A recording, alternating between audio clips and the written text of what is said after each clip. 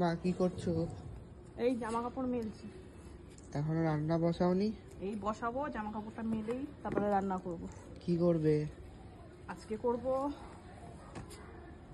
একটা সাধারণ রান্না, গ্রাম্য পদ্ধতি, যেটা আমার দিদা বানাতো। লাউ দিয়ে, বড়ি দিয়ে ট্যাংরা মাছের ঝোল। চল। লাউগুলোকে এইভাবে কেটে নিয়েছি বড় বড় করে, একটু ভাপিয়ে নিয়েছি, কেটে ভাপিয়ে নিয়েছি। আর দেবো নিয়েছি ট্যাংরা মাছ।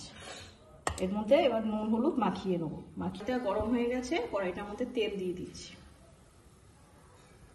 নুন দিলাম আর হলুদ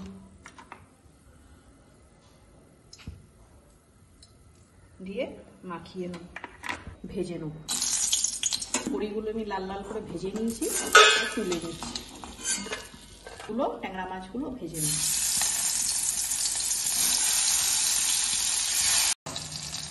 মাছগুলো ভাজা হয়ে গেছে, এবার আমি বাটির মধ্যে তুলে নেব।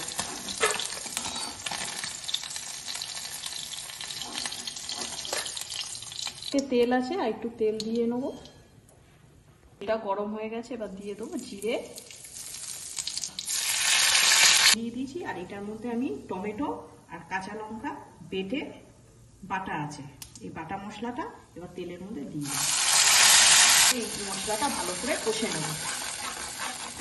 আর দেবো নুন, স্বাদ অনুযায়ী নুন দিয়ে দেবো। দেবো হলুদ, গুঁড়া, জিরে গুঁড়ো দেবো এক চামচ, অল্প দিলেও হবে, স্বাদ অনুযায়ী।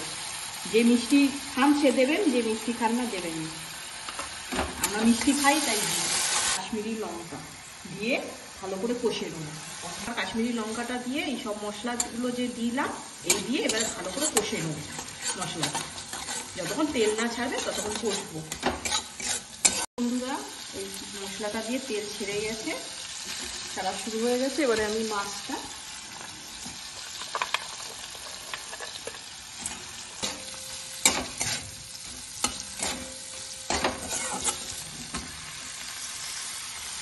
দিয়ে মশলাটার সাথে মাখিয়ে নেব